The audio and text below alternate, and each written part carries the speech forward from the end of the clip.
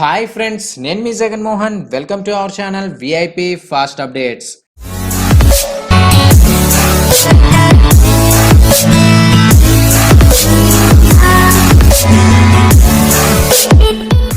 Friends, నేనైతే ఈరోజు ఈ వీడియో చేయడం గల రీజన్ ఏంటంటే, మనకి ఏదైతే ఆంధ్రప్రదేశ్ గ్రామ లేదా వార్డ్ సచివాలయానికి సంబంధించి ఓవరాల్గా మనకి నిన్నటితో ఎగ్జామినేషన్స్ అయితే కంప్లీట్ అయిపోవడం జరిగింది.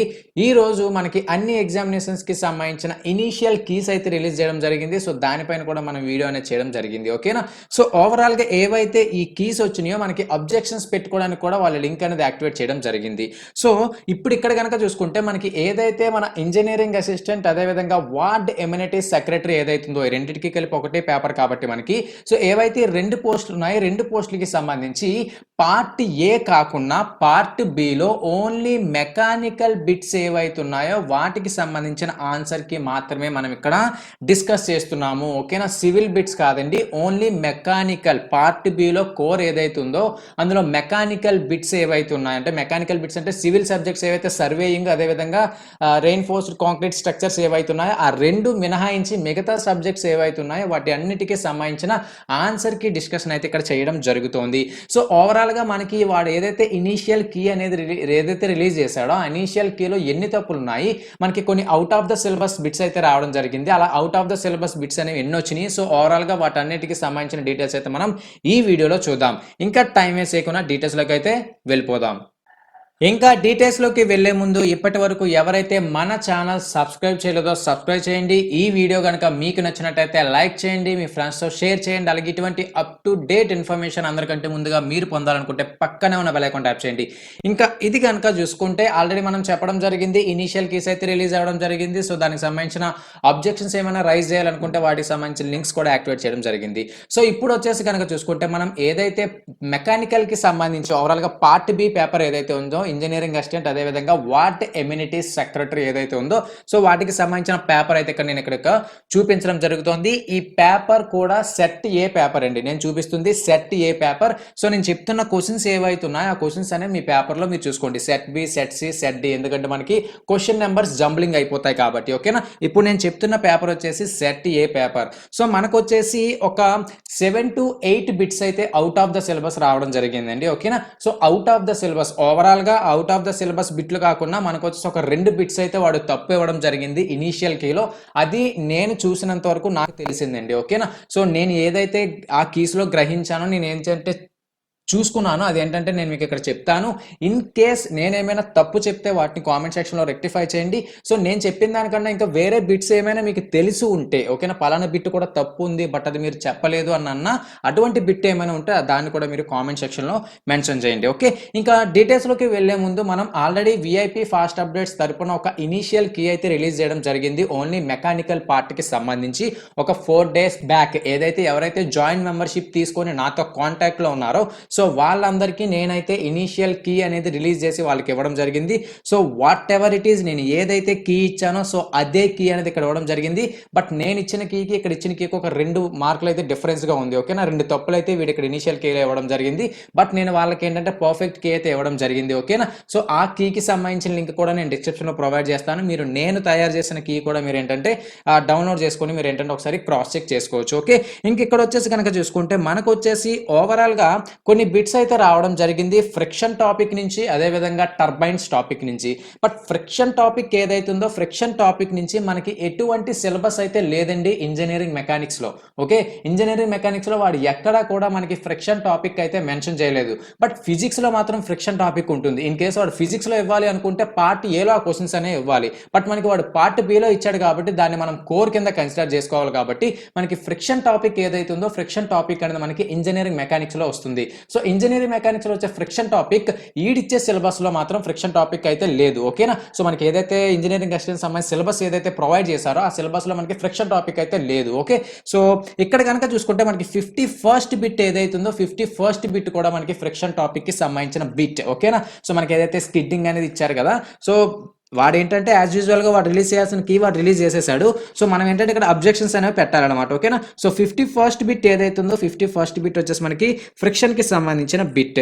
సో ఇంకొచ్చేసి 65th బిట్ ఏదైతుందో 65th బిట్ కూడా మనకు వచ్చేసి ఫ్రిక్షన్ టాపిక్ ఏదైతుందో ఫ్రిక్షన్ టాపిక్కి సంబంధించిన బిట్ అనమాట. ఓకేనా. సో 65వ బిట్ ఏదైతుందో dynamic friction as compared to static friction. ఓకేనా. అది తక్కువ, ఎక్కువ, ఈక్వల్, సో సంథింగ్ ఏవో ఆప్షన్స్ ఇవ్వడం జరిగింది. అది కూడా మనకి ఫ్రిక్షన్కి సంబంధించిన బిట్ అండి. ఓకేనా. అది కూడా మనకి అవుట్ ఆఫ్ ద సిలబస్ అని మనం చెప్పుకోవచ్చు.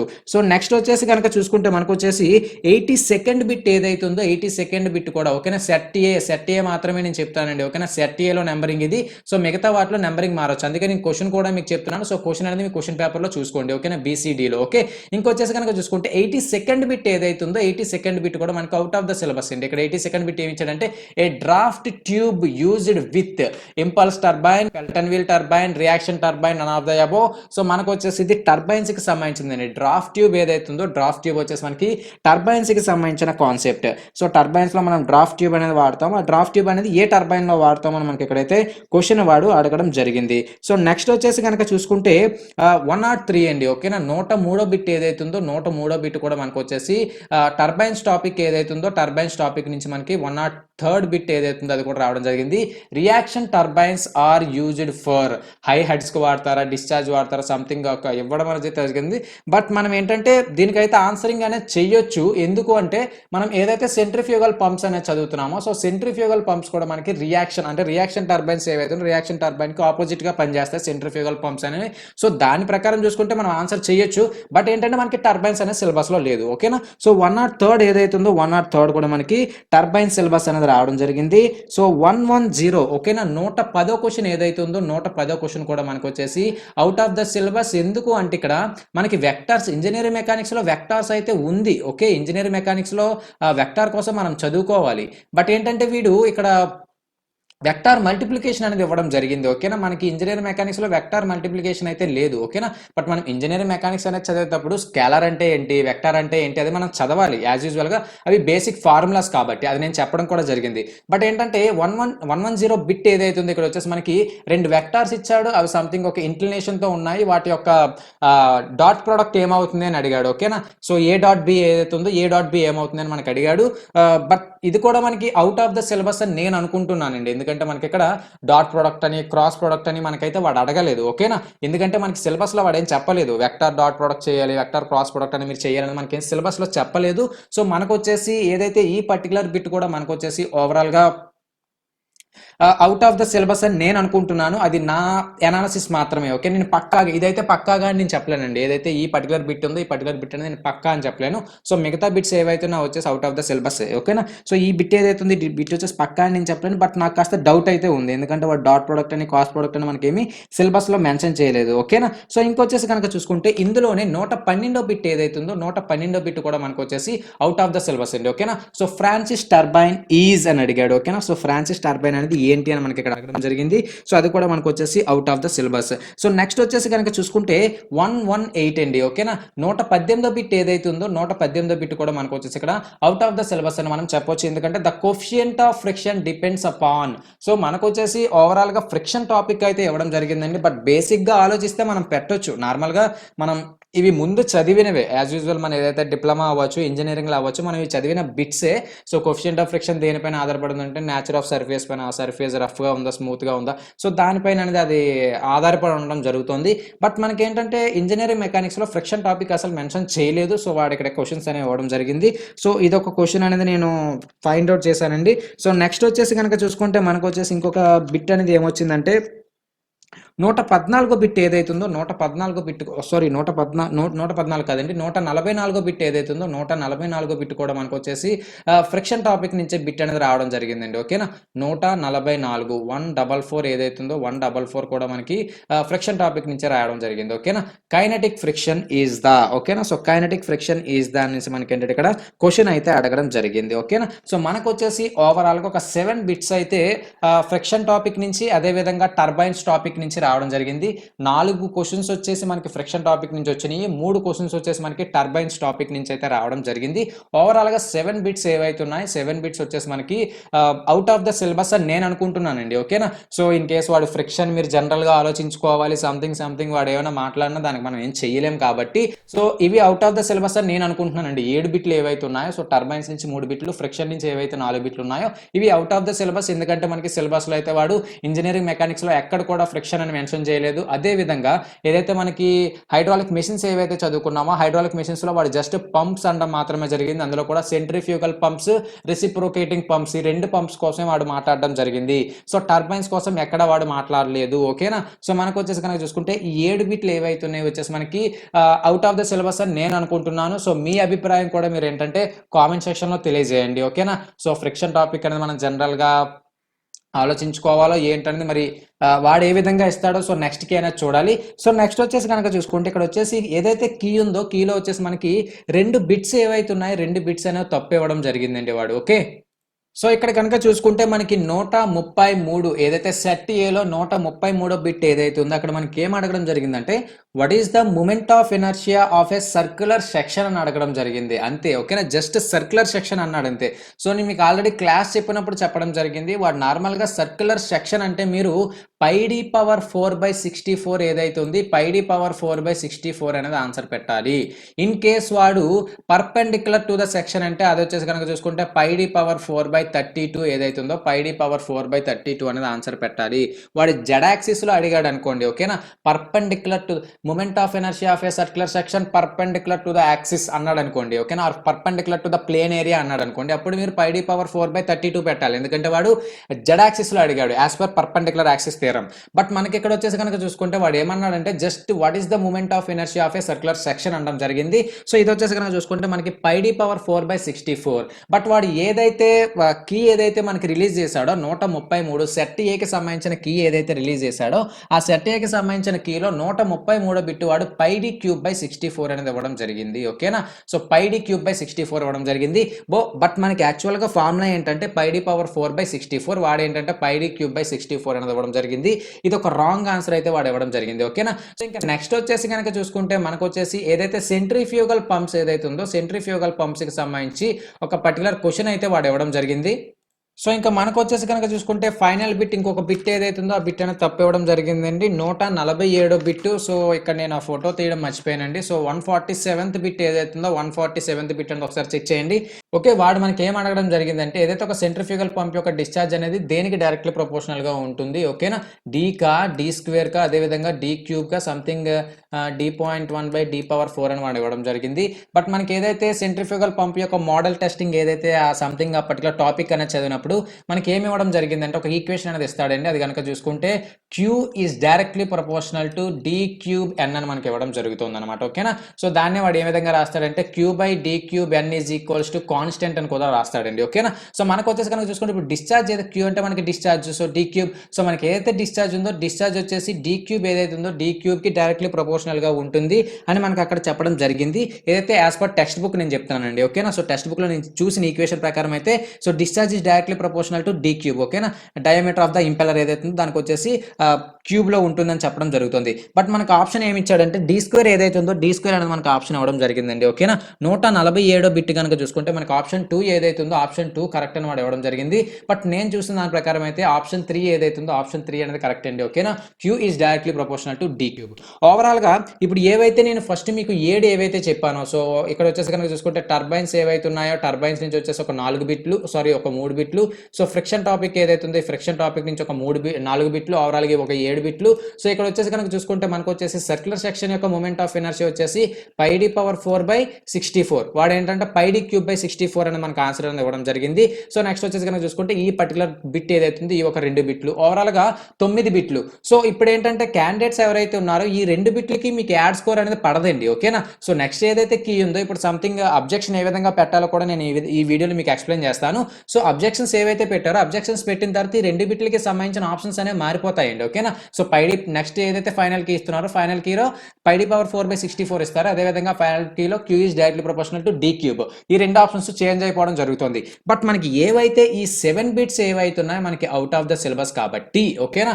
సో ఫ్రిక్షన్ బిట్స్ ఏవైతే అవుతున్నాయి ఫ్రిక్షన్ బిట్స్, అదేవిధంగా టర్బైన్స్ నుంచి బిట్స్ ఏవైతే అవుతున్నాయో టర్బైన్స్ బిట్స్ కనుక చూసుకుంటే మనకి అవుట్ ఆఫ్ ద సిలబస్ కాబట్టి సో వాటికి మనకి వాడు యాడ్ స్కోర్ ఇచ్చే ఛాన్సెస్ ఉన్నాయండి. ఓకేనా? యాడ్ స్కోర్ ఏదైతే ఉందో యాడ్ స్కోర్ ఇచ్చే ఛాన్సెస్ ఉన్నాయి. ఇన్ కేసు ఒక క్యాండిడేట్ ఆ బిట్స్ అనేవి అటెంప్ట్ చేసేసినా వేరే వాళ్ళు ఆ బిట్స్ అనేవి అటెంప్ట్ చేయకపోయినా వాడికి నో యూజ్. ఆ బిట్స్ అనేవి వాడికి కన్సిడర్ చెయ్యడు. ఆ 7 బిట్లు ఒకవేళ వాటికి యాడ్ స్కోర్ కనుక ఇస్తే ఆ 7 బిట్లు వాడు కన్సిడర్ చెయ్యడు. ఓకేనా? సో మనకి లాస్ట్ టైం కూడా ఒక మ్యాక్సిమం ఒక 4 బిట్స్కి యాడ్ స్కోర్ వచ్చింది అనుకుంటానండి. ఓకేనా? ఏదైతే మనకి last time engineering assistant examination ఏదైతే వచ్చిందో సో మనకి ఓవరాల్గా ఫైనల్ కీస్ వచ్చేసరికి మనకి ఓవరాల్గా ఒక 4 బిట్స్ అయితే మనకి యాడ్ స్కోర్ రావడం జరిగింది. సో మనకు వచ్చేసి కనుక చూసుకుంటే ఓవరాల్గా ఇది అవుట్ ఆఫ్ ద సిలబస్ నుంచి ఇచ్చేసాడని నేను అనుకుంటున్నానండి. మీ అభిప్రాయాలు మీరు కామెంట్ సెక్షన్లో తెలియజేయండి. బట్ నాది తప్పు అని మీరు తప్పు పట్టొద్దండి. నేను ఏంటంటే నార్మల్గా నా ఒపీనియన్ ఏదైతే ఉందో ఆ ఒపీనియన్ మాత్రమే నేను చెప్పడం జరుగుతుంది. ఓకేనా? సో మీరు వేరే విధంగా అయితే థింక్ చేయొద్దు. సో ఈ 7 బిట్లు ఏవైతే ఉన్నాయి వీటికి యాడ్ స్కోర్ ఇచ్చే ఛాన్సెస్ ఉన్నాయని నేను అనుకుంటున్నాను. బట్ అది పక్కాగా అయితే నేను చెప్పలేనండి. మీరు ఫిక్స్ అయిపోవద్దు కూడా. ఓకేనా? ఫైనల్ కీస్ వచ్చినంత వరకు మనం వెయిట్ చేయాలి. సో ఓవరాల్గా ఏంటంటే ఇక్కడ మనకి ఏంటంటే నాకు ఓన్లీ మెకానికల్ బిట్స్ ఏవైతే ఉన్నాయో మెకానికల్ బిట్స్లో కనిపించిన తప్పులు ఇవేనండి. ఓకేనా? ఇంకా మిగతా అన్ని బిట్స్ ఏవైతే ఉన్నాయో అన్ని బిట్స్కి సంబంధించిన కరెక్ట్ ఆన్సర్సే ఉన్నాయని నేను అనుకుంటున్నాను. బట్ మీకు ఈ నేను చెప్పిన ఈ 7 బిట్లు అదేవిధంగా ఈ 2 బిట్లు ఓవరాల్గా ఈ 9 బిట్లు కాకుండా ఇంకా ఎడిషనల్గా ఏమైనా బిట్స్ తప్పులు అనిపిస్తే వాటిని కామెంట్ సెక్షన్లో మెన్షన్ చేయండి. ఓకేనా? నాకైతే ఈ 9 బిట్లు మాత్రమే తప్పు అనిపించాయి. సో మీకు ఇంకా ఎక్స్ట్రాగా ఏమైనా బిట్స్ తప్పు అనిపిస్తే కామెంట్ సెక్షన్లో మెన్షన్ చేయండి. మనం వాటికి సంబంధించిన అబ్జెక్షన్ అనేది రైజ్ చేద్దాం. సో ఇంకొచ్చేసి కనుక చూసుకుంటే ఓవరాల్గా ఏదైతే ఇప్పుడు ఒక పర్టికులర్ బిట్కి మీరు అబ్జెక్షన్ అనేది ఏ విధంగా రైజ్ చేయాలో నేను ఏంటంటే చూపిస్తాను ఇప్పుడు. ఓకే? ఒక పర్టికులర్ బిట్కి మీరు అబ్జెక్షన్ ఏ విధంగా రైజ్ చేయాలని కూడా మీకు చూపిస్తా. ఓకే? సో ఇక్కడ మనకి డాష్ బోర్డ్ అనేది ఈ విధంగా ఉంది కదండి. సో ఇక్కడ వచ్చేసి కనుక చూసుకుంటే అబ్జెక్షన్స్ ఆన్ ఇనిషియల్ కీస్ ఉంది కదా, ఈ పర్టికులర్ లింక్ ఏదైతే ఉందో దానిపైన క్లిక్ చేయండి. సో ఓవరాల్గా వాడు మనకి ఏం అడగడం జరుగుతుందంటే మన హాల్ టికెట్ నెంబర్ అడుగుతాడు, మన డేట్ ఆఫ్ బర్త్ అడుగుతాడు, మనం ఏ పోస్ట్కి అప్లై చేసామో అడుగుతాడు, అదేవిధంగా బుక్లెట్ మన బుక్లెట్ సిరీస్ అడుగుతాడు, అదేవిధంగా క్వశ్చన్ నెంబర్ మీరు ఏ క్వశ్చన్కి అబ్జెక్షన్ రైజ్ చేద్దాం అనుకుంటున్నారని మనకి ఇక్కడ first of all initial details అడగడం జరుగుతుంది. వాడు ఒక పర్టికులర్ నోట్ పాయింట్ కూడా ఇచ్చాడు. నోట్ పాయింట్ అనేది చూడండి. ఓకేనా? The objections with relevant proofs will only be considered. మీరు ఇచ్చే ఏవైతే అబ్జెక్షన్స్ అనేవి రైజ్ చేస్తున్నారో అబ్జెక్షన్స్ కి పక్కా ప్రూఫ్స్ అనేవి మీరు సబ్మిట్ చేస్తేనే ఆ రిలవెంట్ ప్రూఫ్స్ అనేవి ఉంటేనే మేము ఆ అబ్జెక్షన్ని కన్సిడర్ చేస్తామని చెప్పడం జరుగుతుంది. The proofs mentioned by the candidate shall be as per the syllabus are notification off Andhra Pradesh సచివాలయం రిక్రూట్మెంట్ అంటున్నాడు అనమాట. ఓకేనా? సో మనం ఏవైతే ప్రూఫ్స్ అనేవి మెన్షన్ చేస్తున్నామో అవి దేనికి ఏ విధంగా ఉండాలంటే మనకి వాడు ఏదైతే సిలబస్ ఇచ్చాడో అదేవిధంగా నోటిఫికేషన్ ఏదైతే రిలీజ్ చేశాడో సో దానికి సంబంధించి దానికి ఈక్వల్గా ఉండాలని చెప్పడం జరుగుతుంది. సో ఇక్కడ వచ్చేసి కనుక చూసుకుంటే ఏవైతే డీటెయిల్స్ ఉన్నాయో మీ హాల్ టికెట్ నెంబర్ ఏవైతే ఉన్నాయో ఇవన్నీ ఇక్కడ మీరు ఫస్ట్ ఆఫ్ ఆల్ ఎంటర్ చేయండి. ఓకే? నేను అక్కడ ఏదైతే 147 క్వశ్చన్ ఏదైతే ఉందో 147 క్వశ్చన్కి సంబంధించిన అబ్జెక్షన్ రైజ్ చేస్తున్నాను. ఏదైతే మనకి సెంట్రిఫ్యూగల్ పంప్ డిశ్చార్జ్ అనేది దేనికి ప్రపోర్షనల్గా ఉంటుందని అడగడం జరిగింది కదా. సో వాడిచ్చిన answer given answer for question number 2 వాడిచ్చింది ఏంటంటే 2 ఇచ్చాడు. సో మీరు ఏ ఆప్షన్ అనుకుంటున్నారో మనకి ఇక్కడ క్వశ్చన్ అడగడం జరిగిందండి. సో నేను వచ్చేసి థర్డ్ ఆప్షన్ అనుకుంటున్నాను. సో దానికి సంబంధించి కాస్త జస్టిఫికేషన్ అనేది ఇవ్వాలండి. ఒక 500 క్యారెక్టర్స్ ఏవైతున్నా 500 క్యారెక్టర్స్ మనకు ఒక పర్టికులర్ జస్టిఫికేషన్ అనేది ఇవ్వాలి. మనం ఎందుకు అనుకుంటున్నాము ఒక జస్టిఫికేషన్ ఇచ్చిన తరువాత ఈడేమంటున్నాడంటే furnish title of the booklet. ఆ పర్టికులర్ ఏదైతే మీరు పర్టికులర్ ఆప్షన్ అనేది చెప్తున్నారో అది ఏ టెక్స్ట్ బుక్లో ఉంది, ఆథర్ ఎవరు, అదంతా మనకి ఇక్కడ అడగడం జరుగుతుంది. అది కూడా మనం ఇక్కడ ఏంటంటే ఇవ్వాలి. ఆ పర్టికులర్ ఫార్ములా అనేది ఆ టెక్స్ట్ బుక్ లో ఏ పేజ్ లో ఉంది ఆ పేజ్ నెంబర్ కూడా మనం ఇక్కడ సబ్మిట్ చేయాల్సి ఉంటుంది. సో ఆ పేజ్ నెంబర్ కూడా ఎంటర్ చేసి మనం ఇక్కడ సబ్మిట్ చేయాల్సి ఉంటుంది. ఓకేనా? సో నేను ఇక్కడ జస్టిఫికేషన్ ఏమి ఇస్తున్నానంటే సో డిశ్చార్జ్ అనేది ఏదైతే డయామీటర్ ఉందో డయామీటర్ క్యూబ్ కి డైరెక్ట్లీ ప్రపోర్షనల్ గా ఉంటుంది సంథింగ్ అనేది నేను ఇక్కడ జస్టిఫికేషన్ ఇస్తాను ఇప్పుడు చూడండి. ఓకే? సో ఇక్కడ కనుక చూసుకుంటే నేను ఓవరాల్గా జస్టిఫికేషన్ రాయడం జరిగింది. Discharge of a centrifugal pump is directly proportional to cube of the diameter of the impeller and speed of a centrifugal pump as per the model testing of centrifugal pumps equations given in the RK Bansal text book అని ఇక్కడ రాయడం జరిగింది. So ఇక్కడ ఏమడగాడంటే furnish the title of the book అన్నాడు. అంటే మనకి RK Bansal text book ఏ విధంగా ఉంటుందో ఈ text book of fluid mechanics and hydraulic machines అని ఉంటుంది. అదేవిధంగా అది ఇయర్ ఆఫ్ పబ్లికేషన్ ఎప్పుడు పబ్లిష్ అయిందని అడిగాడు. సో మనకు వచ్చేసి ఇది ఈ పర్టికులర్ పర్టికులర్ టెక్స్ట్ బుక్ అయితే ఫస్ట్ పబ్లిష్ అయింది 1983లో. అదేవిధంగా ఆథర్ ఎవరని అడిగారు. సో డాక్టర్ ఆర్కే బన్సాల్ అని రాయడం జరిగింది. సో పేజ్ నెంబర్ మనకి మీకు వచ్చేసి ఒక డౌట్ కనుక ఉంటే, సో ఏదైతే మీ దగ్గర ఆర్కే బన్సాల్ టెక్స్ట్ బుక్ కనుక ఉంటే 973 ఏదైతే పేజ్ నెంబర్ ఉందో 973 పేజ్ నెంబర్ ఓపెన్ చేసి కనుక చూస్తే మనకు వచ్చేసి model testing of centrifugal pumps అని ఉంటుంది. అక్కడ కనుక చూసుకుంటే discharge is directly proportional to d cube is directly proportional to n. ఆ విధంగా మనకైతే ఈక్వేషన్ రావడం జరుగుతుంది. ఓకేనా. సో ఈ విధంగా మనం ఏంటంటే సబ్మిట్ బటన్ పైన క్లిక్ చేస్తే మనకు వచ్చేసి కనుక చూసుకుంటే మన అబ్జెక్షన్ ఏదైతే ఉందో మన అబ్జెక్షన్ మనం ఏం ఫస్ట్ ఆఫ్ ఆల్ ఇచ్చామో అది ఇక్కడ మనకి ఏంటంటే మళ్ళీ ఇవ్వడం జరుగుతుంది. ఇక్కడ కనుక చూసుకుంటే your objection on initial case submitted successfully. ఓకేనా. సో మన అబ్జెక్షన్ అనేది సక్సెస్ఫుల్ గా సబ్మిట్ అయ్యడం మనకి ఏంటంటే ఇక్కడ చిన్న నోటీస్ అనేది చూపించడం జరుగుతుంది. ఓకేనా. సో ఓవరాల్ గా ఏదైతే ఈ పర్టికులర్ కీస్ అదే విధంగా అబ్జెక్షన్స్ సంబంధించి అబ్జెక్షన్ అనేది ఆ విధంగా చేయాల్సి ఉంటుంది. మీకు ఏ క్వశ్చన్ అయినా ఇప్పుడు వచ్చేసి నేను స్ట్రెంత్ ఆఫ్ మెటీరియల్స్ కి సంబంధించి ఏదైతే ఈక్వేషన్ చెప్పడం జరిగింది కదా πd/4/64, సో దానికి సంబంధించి కూడా మీరు అదే విధంగా అబ్జెక్షన్ అనేది రైజ్ చేయాల్సి ఉంటుంది. ఓకేనా. సో ఇంకొచ్చేసి కనుక చూసుకుంటే ఏవైతే అవుట్ ఆఫ్ సిలబస్ అబ్జెక్షన్ అయితే మాక్సిమం రైజ్ చేస్తాను. సో ఓవరాల్ గా అన్ని క్వశ్చన్స్ ఏవైతే నేను 9 క్వశ్చన్స్ అనుకుంటున్నాను 9 క్వశ్చన్స్ కూడా నేను అబ్జెక్షన్స్ అనేవి రైజ్ చేయడం జరుగుతుంది. ఇంకా మీకు ఏమైనా క్వశ్చన్స్ కనుక డౌట్ ఉంటే వాటిని కామెంట్ సెక్షన్ లో మెన్షన్ చేయండి. సో వాటికి సంబంధించిన అబ్జెక్షన్స్ కూడా మనం రైజ్ చేద్దాం. ఓకేనా. సో నేను చెప్పిన వాటిలో కాకుండా మీకు ఇంకేమైనా తప్పులు కీస్ అనే వాడు ఇచ్చిన కీ అనేది తప్పు ఉందని మీకు కానీ అనిపిస్తే దాన్ని కామెంట్ సెక్షన్ లో మెన్షన్ చేయండి. ఓకేనా. సో ఓవరాల్ గా ఏదైతే ఇనిషియల్ కీస్ అదే విధంగా అబ్జెక్షన్స్ వీటికి సంబంధించిన పూర్తి డీటెయిల్స్ అయితే ఇవి. ఇంకా వీటికి సంబంధించి ఏమైనా ఫర్దర్ గా డీటెయిల్స్ కనుక ఉంటే నేనైతే మన ఛానల్ ద్వారా మీకు తెలియజేస్తూ ఉంటాను. సో మనకు వచ్చేసి ఓవరాల్ గా 29వ తారీఖు వరకు మనం అబ్జెక్షన్స్ అనేవి రైజ్ చేయొచ్చండి. ఓకేనా.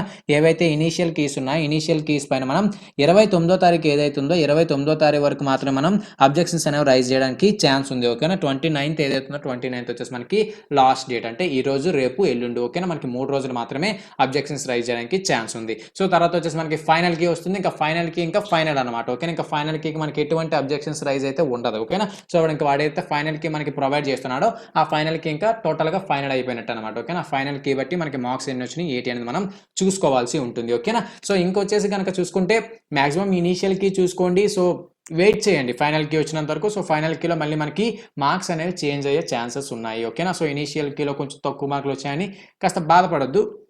మీకు ఏమైనా ఫైనల్ కీ వచ్చిన తర్వాత ఓవరాల్గా ఫైనల్ కీ ఏదైతే వచ్చిందో ఫైనల్ కీలో వచ్చిన మార్క్స్ అనేవి మీకు ఫైనల్ మార్క్స్ అనమాట. ఓకేనా.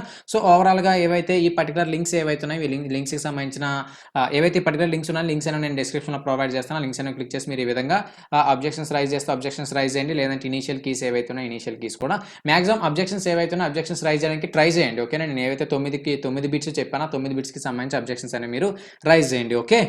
ఇంకా ఫైనల్గా చెప్పొచ్చేది ఏంటంటే వాడు యాడ్ స్కోర్ ఇస్తాడా లేదా అన్నది మనం పక్కాగా అయితే చెప్పలేకపోతున్నాం. కాబట్టి చూద్దాం వాడు ఏం చేస్తాడు. ఫైనల్ కీ ఏదైతుందో ఫైనల్ కీలో వాడు ఏం చేస్తాడో మనం చూద్దాం. ఓకేనా. సో ఓవరాల్గా వీటికి సంబంధించిన పూర్తి ఇన్ఫర్మేషన్ అయితే ఇది. ఇంకా వీటికి సంబంధించిన ఫర్దర్గా డీటెయిల్స్ కనుక ఉంటే నేనైతే మన ఛానల్ ద్వారా మీకు తెలియజేస్తూ ఉంటాను. So till then stay tune to our channel VIP fast updates. This is Jaganmohan Rao signing off. Bye bye.